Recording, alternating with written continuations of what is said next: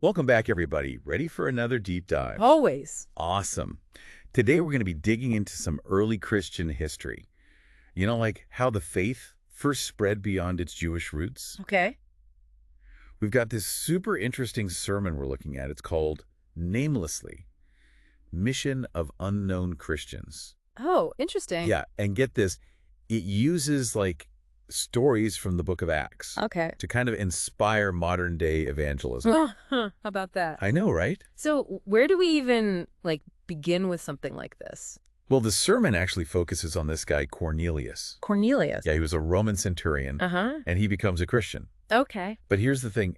The text tells his conversion story twice. Really? Yeah. Yeah. Like in Acts chapter 10 and then again in chapter 11. Why do you think they repeat it?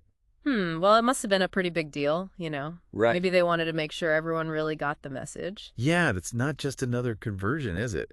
This totally challenged the belief that, salvation was just for the Jewish people. It's almost as if they were saying, hey, this changes everything. Right. Total game changer. Huge. So Cornelius's conversion, it wasn't just like his own personal thing, right? It really signaled a major shift for the whole movement. Oh, yeah, definitely. And you know what's interesting? The sermon actually points out how much space they gave to Cornelius' story in Acts. Oh, really? Yeah, back then they wrote on these papyrus scrolls. Right. And the whole book of Acts would have taken up a 35-foot scroll. Wow. 35 feet. Yes, imagine? That's massive. Every single inch was valuable. Yeah. So for them to tell and retell Cornelius' story, that really tells you something. Right. They wouldn't waste that space if it wasn't important. Exactly. So, okay, if Cornelius is like this turning point, how do they actually go about reaching out to the Gentiles? Well, it wasn't like they flipped a switch, you know? Right. Not an overnight thing. It was more like a journey, a process. Okay, so how did it unfold? So this sermon breaks it down into 3 stages. It's interesting. 3 stages. Yeah. So stage 1, they started with Samaria. Samaria. As described in Acts chapter 8. Now, the Samaritans weren't Gentiles in the strictest sense. Right. They were kind of seen as half-Jews, so it was like baby steps, you know? Okay. A little less intimidating than going straight to the Romans. Exactly, like dipping their toes in the water. Okay, so then comes Cornelius, which is stage 2, right? Yeah, and he wasn't a complete outsider either. Right, he was a God-fearer. Yeah, you know, someone who was drawn to Judaism, liked their God, but hadn't fully converted. Okay, so he was interested, but not officially part of the club yet. You got it. Might have even attended synagogue, followed some customs, Interesting. but not Jewish by birth or formal conversion. So Cornelius, even though he was a Gentile, was already on the edges of the community. Right, almost like a bridge between the 2 worlds. It's like he was getting things ready for this huge shift. And you know what else? He actually takes the initiative to invite Peter to preach to him. He did. Yep. The sermon points that out, you know, like he really wanted to hear what Peter had to say. Wow, that's pretty bold. It shows this genuine desire for God. Yeah. And a real openness to Christianity. Right, he wasn't just going through the motions. Not at all. Okay, so then what's stage 3? All right, so stage 3 is the main focus of our sermon excerpt from Acts 11.1921. This is where it gets really interesting. Okay, lay it on me. We see these unknown Christians from Cyprus and Cyrene going straight to the Hellenists in Antioch. Hellenists? Yeah, Greek-speaking Gentiles. Oh, wow, so they're taking it to a whole new level now. Exactly. They're not just preaching to those already interested, they're going directly to a completely new audience. Now, that's what I call bold. Right. It's like they're saying, we're taking this show on the road. And here's what I find so amazing. These first Gentile evangelists, we don't even know their names. Isn't that... Like, they did this incredible thing that changed the course of Christian history, and we don't even know who they were. I know. It's like they were living that do good and let it roll philosophy way before it was cool. Totally. It's like they were saying, it's not about us, it's about the mission. And that's pretty powerful, especially in today's world where everyone's so focused on fame and recognition. Right. Like, imagine doing something so world-changing and not needing the credit for it. It's humbling, isn't it? It really is. And you know, it makes you wonder what motivated them to take such a risk. I know. Especially knowing they wouldn't be celebrated for it. It's a great question, and actually it leads perfectly into the next part of our deep dive. Oh, really? How so? Well, the sermon makes this fascinating connection between these nameless Christians and a group called the Kwanseon in Korean Christian history. Kwanseon. Okay, now you got me intrigued. Tell me more about them.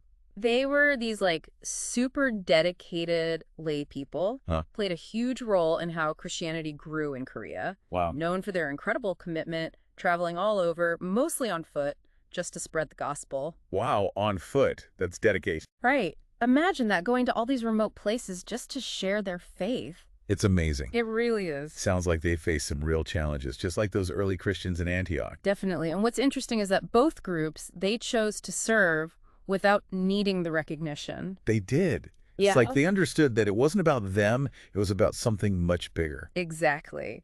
The sermon highlights that their service was this beautiful example of humility. Like that quote from Jesus, "Whoever wants to be great must be your servant." Exactly. So we've got these unsung heroes in both the early church and in Korean Christian history, both living out this radical idea of putting others first. Right. It makes you think, what made Antioch, of all places, such fertile ground for this kind of Christianity to take root? Yeah, because it wasn't exactly known for its piety, was it? It was a wealthy trading city, right? The third largest city in the Roman Empire. Wow, that's huge. Known for its extravagance, let's just say it wasn't exactly a haven of moral purity. So how did a place like that, with a reputation for, well, let's call it living it up, become such a center for Christian growth?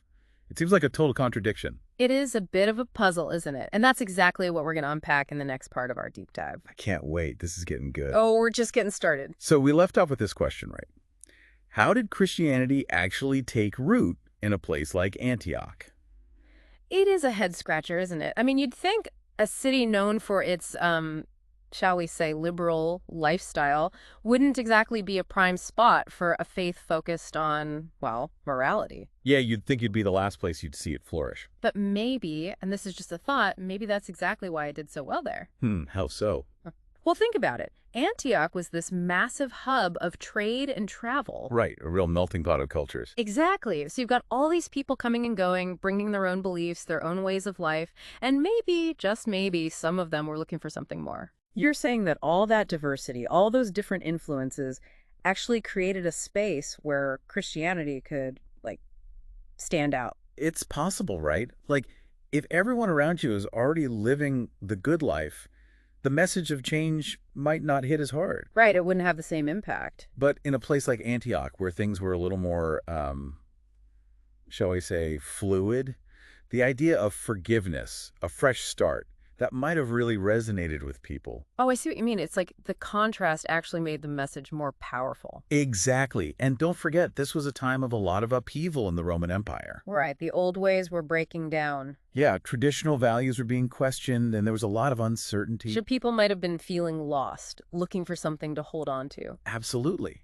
They needed something to give them hope, a sense of purpose. And Christianity, with its emphasis on love, forgiveness, and a personal relationship with God, offered exactly that. It was a lifeline, a path to something better. You know, the sermon doesn't really go into the social and political details, but it does highlight this one phrase from Acts 11.21. Oh, yeah. Which one? It says, "The Lord's hand was with them, and a great number of people believed and turned to the Lord." Right. Like it wasn't just about their efforts. There was something bigger at work. Exactly. It's like that old saying, success is when preparation meets opportunity. I love that. The early Christians were prepared, with their message and their way of life. And Antioch, well, it provided the perfect opportunity. A match made in, well, not heaven, but you get the idea. But, okay, I still have one question. Yeah. We've talked about Cornelius, those unknown missionaries spreading the gospel. Mm-hmm. But how did they actually make Antioch their, home base? It's not like everyone just suddenly converted. You're right. It was probably a much more gradual process. Like a slow burn. Exactly. Remember, people were constantly coming and going from Antioch. Right, because of the trade routes. So it's likely that some of those early converts were traders or travelers who picked up the faith elsewhere and brought it back with them. Oh, so they were kind of like these little seeds of faith, spreading the message wherever they went. I like that image. It's like those early Christians were these accidental missionaries just living their lives and sharing their faith along the way. And they might not have even realized the impact they were having. Exactly. But they kept at it, trusting that God would work through them. And that takes us back to the heart of our sermon, right? Namelessly. Mission of unknown Christians. It really does. It's about shifting our focus from ourselves to something bigger. It's easy to get caught up in our own lives, trying to achieve things, get recognition. Oh, tell me about it. But these stories remind us that it's not about us. It's about serving something greater than ourselves. It's a good reminder, for sure.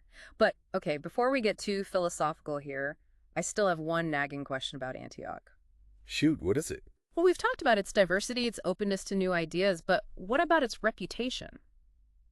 For being, well, less than virtuous. Right, the elephant in the room. Didn't that clash with Christianity's emphasis on morality and righteousness? Like, how did they reconcile those two things? It seems like a total paradox. Right. A city known for indulgence and a faith focused on purity. How did that work? It's kind of mind-boggling, right?